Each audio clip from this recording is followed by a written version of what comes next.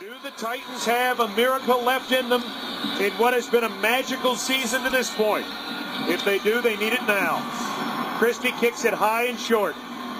Going to be fielded by Lorenzo Neal at the 25. Pitches it back to Wycheck. He throws it across the field to Dyson. He's got something. 30, He's 40, got something. 50, He's got it. 40, He's got it. 20, 10. He's got it. End zone. Touchdown Titans. There are no flags on the field. It's a miracle. Tennessee has pulled a miracle. What is up, everyone, and welcome to episode 5 of my podcast, The Sports Tee with JD. And right now, I am honored to be joined by an 11-time Tennessee Sportscaster of the Year. He has 2 national honors, including the Edward R. Murrow Award for Nationwide Excellence in Sports Reporting. And just this year in 2020, he was inducted into the Tennessee Radio Hall of Fame. But you better know him as the voice of the Titans. Joining me right now is the voice of the Titans, Mike Keith. Mike, thanks for joining us.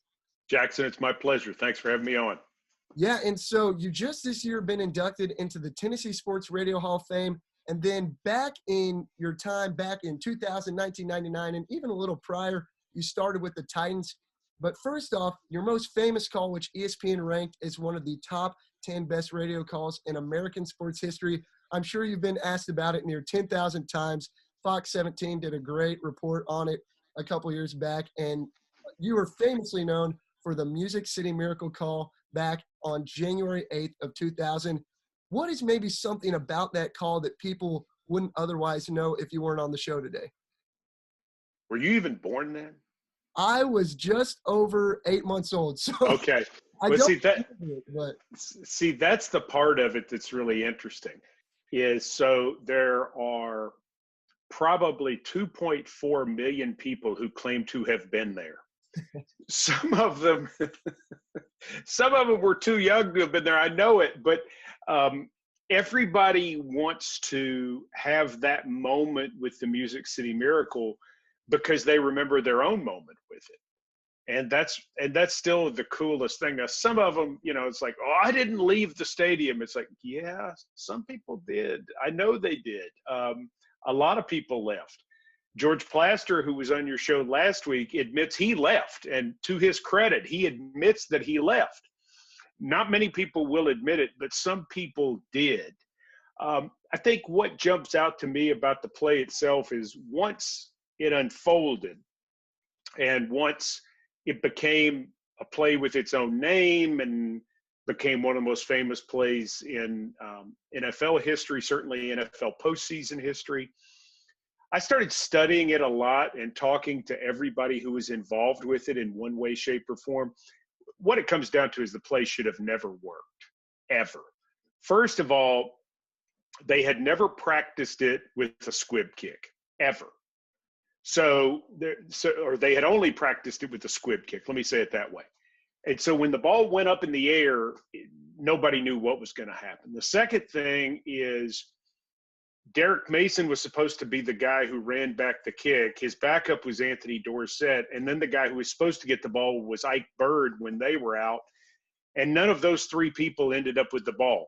Frank Wycheck's pass should have sailed out of bounds. Kevin Dyson had never practiced it.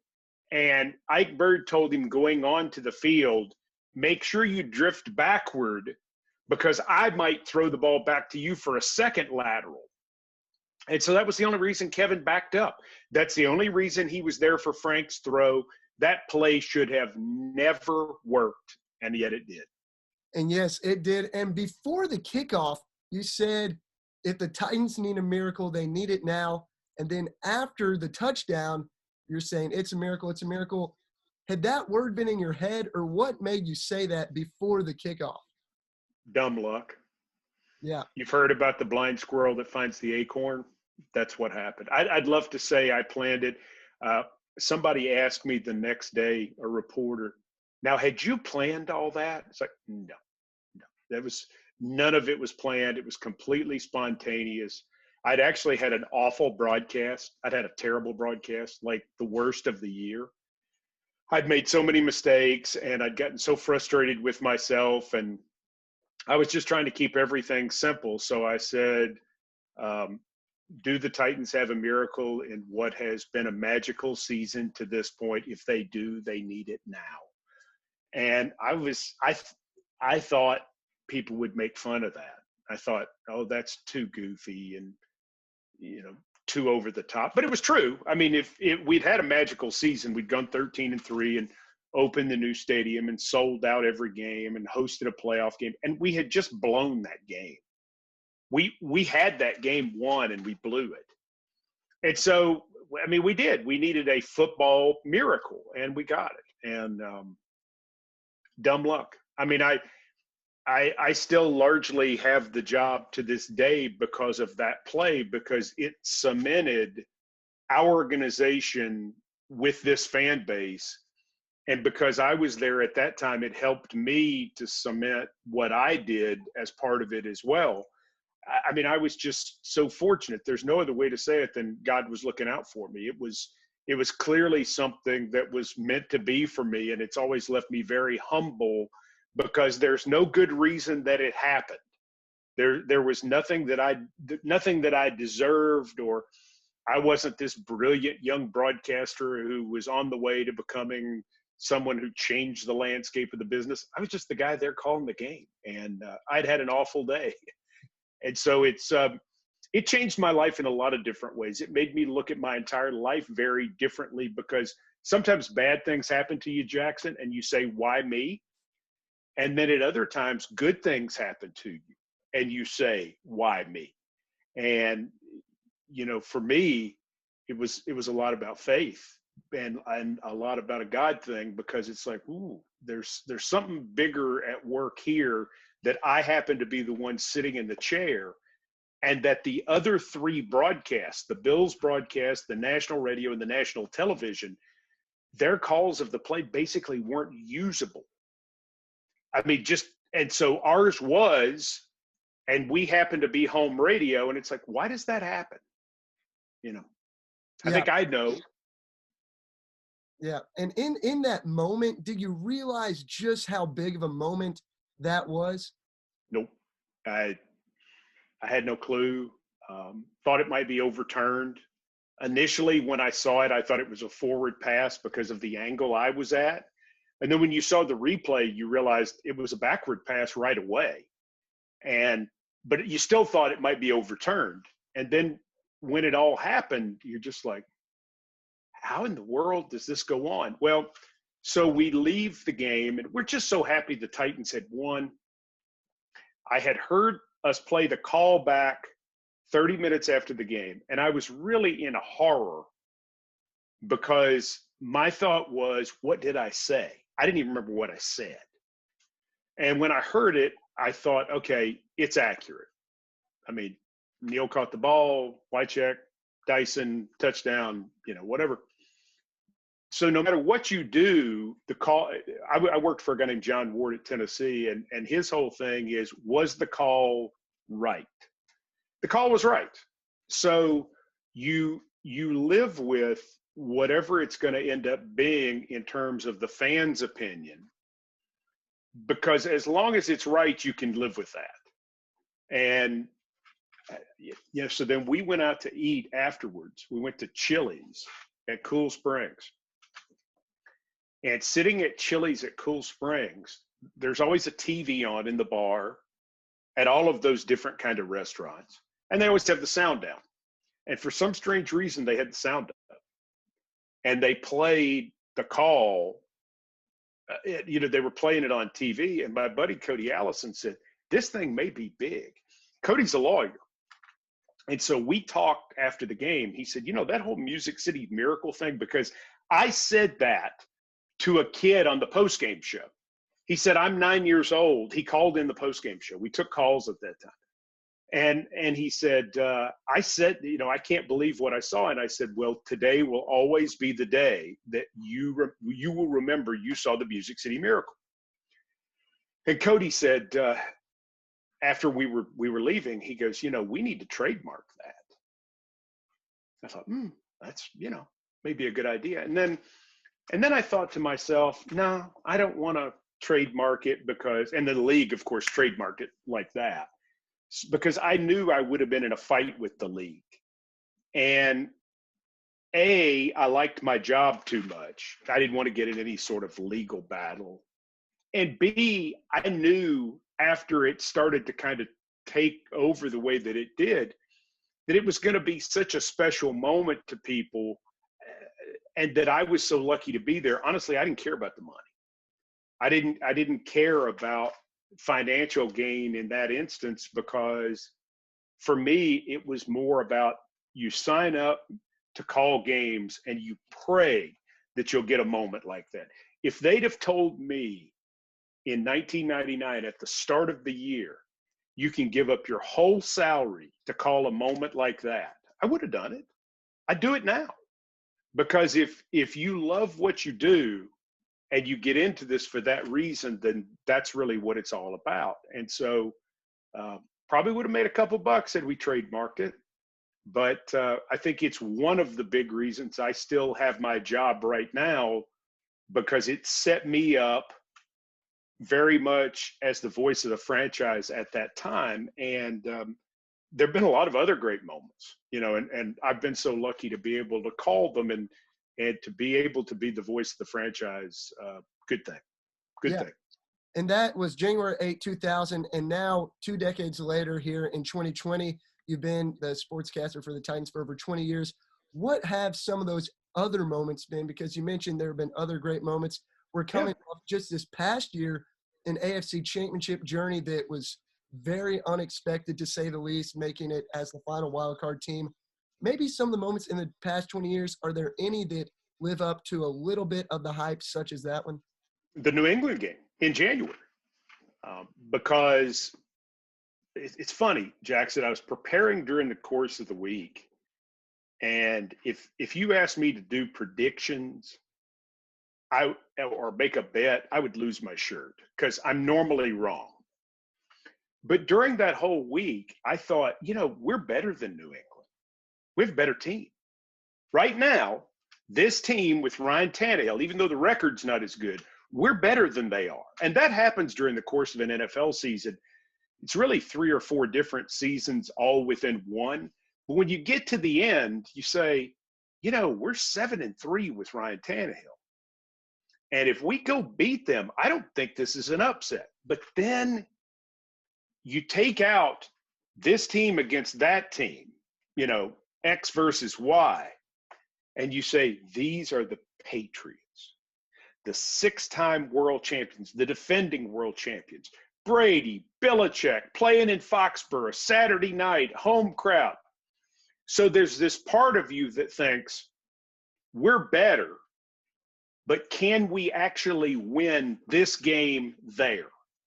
And when Logan Ryan intercepted the pass with 9 seconds to go, if you listen to the Titans radio broadcast after I say, and returns it for a touchdown Titans, there's this long pause. I don't say anything.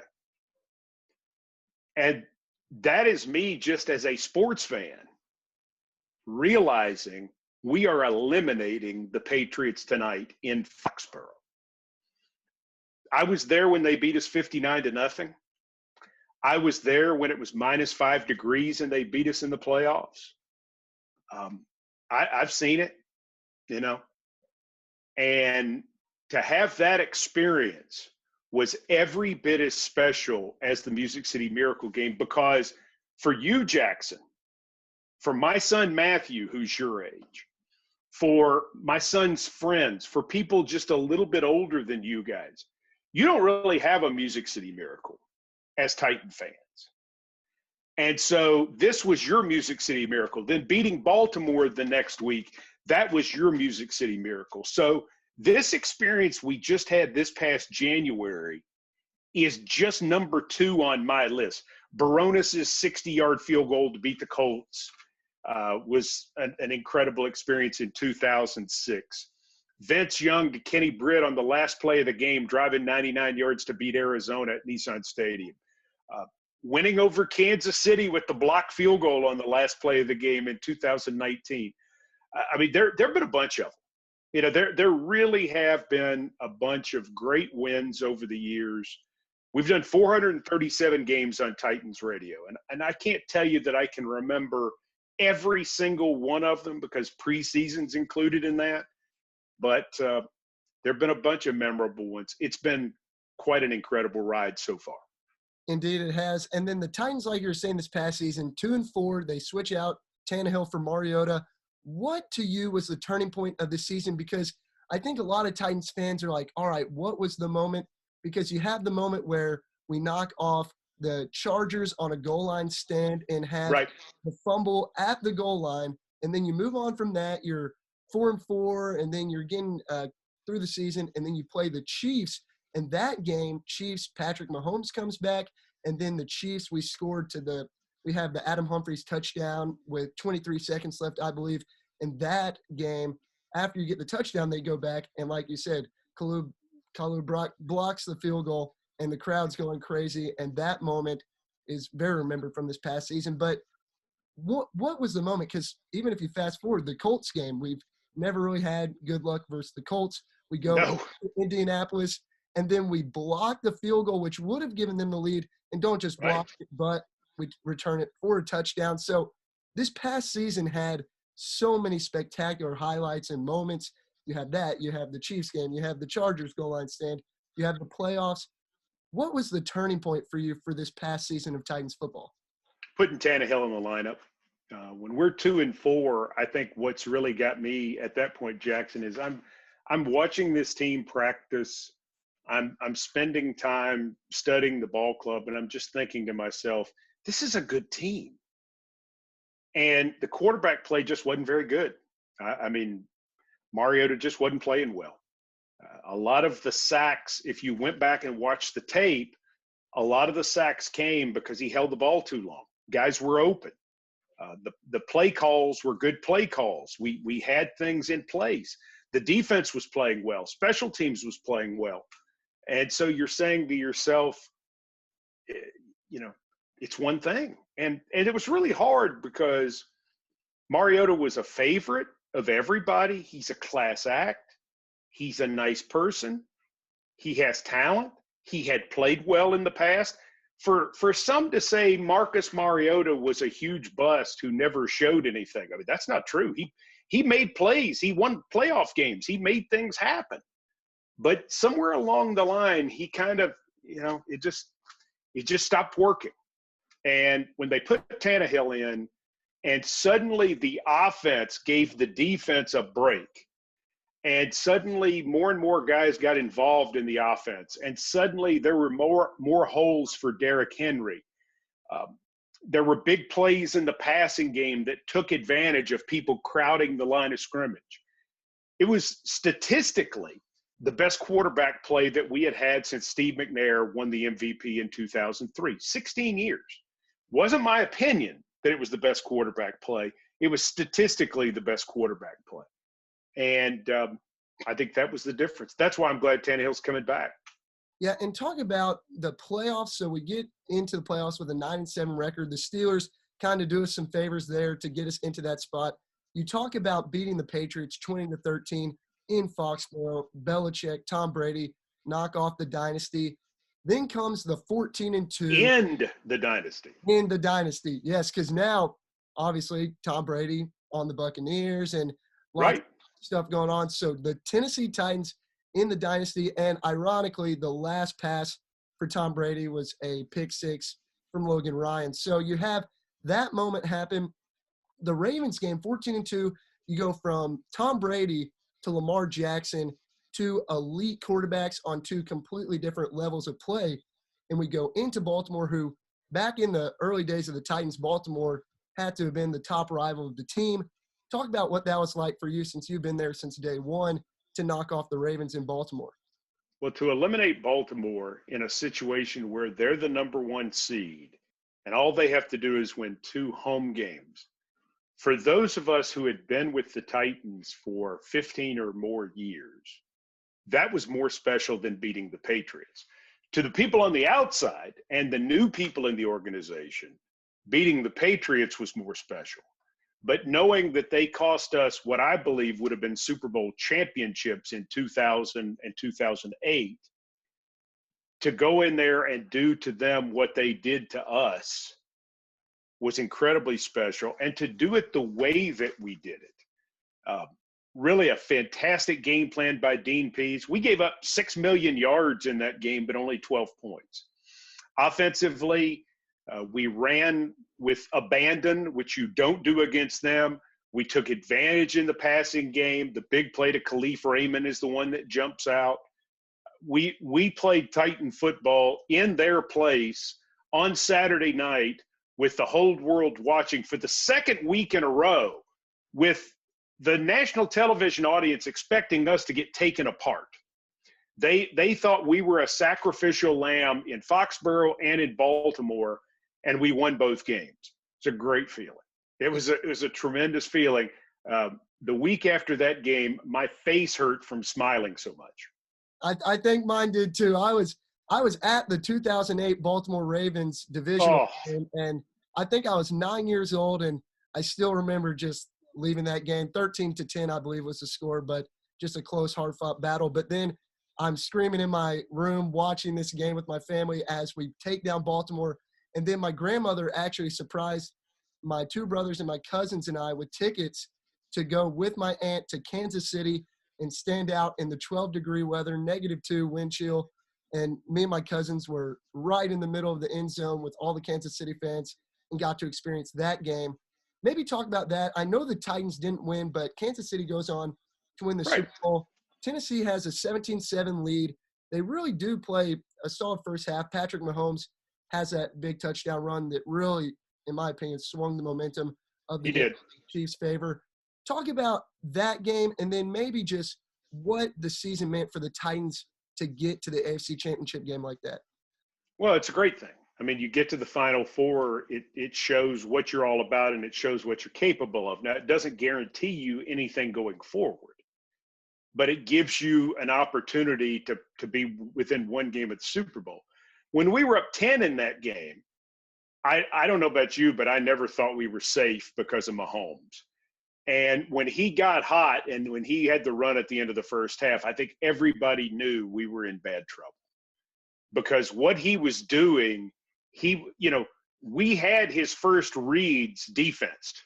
We had plays covered, and yet he was still making plays, which is one of the reasons that we are sort of redoing our roster a little bit in different ways to be able to combat a guy like Patrick Mahomes, understanding that they were the better team. They were. I mean, I hate to say it. It's not that we couldn't have won. We beat them earlier in the year. But they were the better team. They were the better team in the Super Bowl. And so it's never any shame to lose to a better team. We gave a good effort. We didn't give the game away. It's not like we fumbled 10 times or did stupid things. We didn't have a great day. We would have needed to have a perfect day that day in order to be able to beat them. But the accomplishment of getting there says a lot. What stops me a little bit in my tracks, though, is I really always want to caution people. It's like that doesn't mean anything towards 2020, because it took us 17 years to get back there. We've done that before. And we can get back there. We can be a championship caliber team. But this team is having to be recalibrated to take those next two steps because we don't want to just get to the Super Bowl. We want to win the Super Bowl. Yeah, and a part of that winning the Super Bowl team would be Ryan Tannehill, who comes back, and Derrick Henry, who his jersey right behind me, if you're watching, his jersey, I got it signed, and he has been an integral part. And he, again, in the playoffs, unheard of, gets over 180 yards against the Patriots, gets 195 against Baltimore. He wins the rushing title in the final game of the regular season against the Texans. I believe he had 1,540 yards to wrap up the season. But talk about Derrick Henry. I mean, he's a second-round pick. And how does his pairing with Tannehill, how did they both benefit? And what was it like getting game in and game out to see Derrick Henry continue to dominate? It was fun. It was fun to watch him from the standpoint, Jackson, that he is an athlete who puts so much into his training, who puts so much into practice. He cares so much. He's a good teammate. Listen, he's a big star, because he played at Alabama. He won the Heisman Trophy, yada, yada, yada. Derrick Henry's a big deal everywhere he goes based on what he did in college. And yet there's still a blue-collar mentality to how he prepares and how he conducts himself and why the guys love him so much. He runs hard. He runs nasty. He runs physical. It's fun to watch. It's fun to watch him do that, and it's fun to watch him be successful. It was also fun to see this offensive line start playing downhill too. They got a little nasty. They were having a little bit of fun, and they put 8-9 in the box. So what? We're going to run over you. That's good ball right there. And what that opens up is if you have to overcommit to stopping that. This is what we saw in the early days of Eddie George. Teams said, if you will let us, the Titans, we will run the ball 50 times with Eddie George. They knew it. They knew Jeff Fisher. If Jeff Fisher could beat you by running Eddie George, that's what he would have done over and over and over again. So they set up to stop him. And as we developed through the years, Steve McNair took over more and more of the offense to take pressure off Eddie George. So then we get into the fourth quarter, and we're ahead, and now we can run Eddie George all we want. You can't do anything about it. That's what this combination is like. Because we can hit the deep ball, because we can throw over the middle, because Tannehill can bootleg and run 30 yards on his own. When you have elements like that all working together, it's a big deal. Those elements were there when we were 2-4. We just weren't taking advantage of them. Yeah, and the season, again, like you said, 2019 AFC Championship run, 2020 season means nothing moving forward because, again, you have a 16-game regular season. You got to move forward, and really you have a tough group of teams you're playing against. I mean, or a solid bunch. The Texans have always been doing well. Jaguars, even in the past couple of years, have had their success. And then not just that, but Kansas City Chiefs are going to be a tough team to run through. But talk about, along with having these players coming back like Tannehill and Derrick Henry real quick, the NFL draft just happened on April 23rd through 25th. And like you're saying, that offensive line, the Titans added a right tackle, Isaiah Wilson. And also in the second round, they got a pretty nice pick for pick number 61, Christian Fulton, 2 SEC guys in rounds 1 and 2. And then we got Darrington Evans, running back from Appalachian State, in round 3. Round 4 was a trade for Tannehill, so he didn't make a pick. And then round 5, Larrell Murchison, center from North Carolina State. Then the final 2 picks in round 7, Cole McDonald, a QB from Hawaii, and Chris Jackson, a safety from Marshall. Talk about those players and what you might be excited to see in them in the season to come. Well, Jackson, when we sat down before the draft, in no particular order, we said we need an offensive tackle, we need a corner, we need a versatile defensive lineman, we need a running back. Those are the top 4 needs. 9 times out of 10, you're doing the draft, you don't end up hitting all of those needs. You get 3 out of 4. Some years you get 2 out of 4. Just doesn't work out for you. This year to go offensive tackle, boom, corner, boom, running back, boom, defensive lineman who can play all 3 spots, boom. I mean, it was dumbfounding because all of those guys were players ranked highly on our board. We could have taken Fulton at 29. But the feeling was that the corners would last into the second round and that Isaiah Wilson, there's no way he would be there. So we take Isaiah Wilson, who, if he stayed another year at Georgia, would be a top 10, top 15 pick a year from now. He's going to be a star.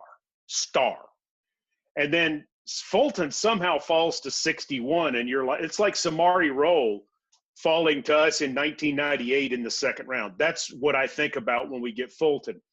Evans was the running back we had targeted. I think we liked Vaughn from Vanderbilt too. I really do. But when he went 76th to Tampa, I kind of knew we were going to have to go running back at 93 because the other guy at the top of that tier was Darrington Evans. And I saw him play last fall against North Carolina for Appalachian State. Man, he is some player. And then Murchison just fit. Murchison, former junior college player, just a really nice, reminds me physically of Tony Brown. I don't know if you remember Tony Brown played for us. Tony Brown was a guy they lined up all over the place. And that's what this guy does. He's ball player. So then you take the quarterback in the 7th round, and we'll see. You know, Cole McDonald has some talent. And I like this Chris Jackson from Marshall, the DB that they took at 243. Scrappy guy. he could make this team as an extra DB. I think you're going to see us continue to add players throughout the offseason. I don't think John Robinson is done. I think when it's all said and done and we finally play football, I think this roster will be better than last year's in terms of speed and overall talent. Yeah, you've got me fired up about the next season. I'm fired up about last season, and I'm also fired up about just that Music City Miracle call. Lots of goosebumps, lots of being fired up. And I really appreciate you taking the time to join the show and talk Titans football. I know you got to get going to record your Titans All Access show, but I appreciate you joining us. Again, joining the show was Mike Keith, the voice of the Titans, who had the famous Music City Miracle call, which ESPN ranks as one of the 10 best radio calls in American sports history. You've won over 20 Associated Press state awards, and you're also an 11-time Tennessee Sportscaster of the Year. And most recently, you've been inducted into the Tennessee Radio Hall of Fame in 2020. Mike Keith, voice of the Titans. Mike, thanks again for joining the show. Jackson, it was my pleasure. Thanks for having me on.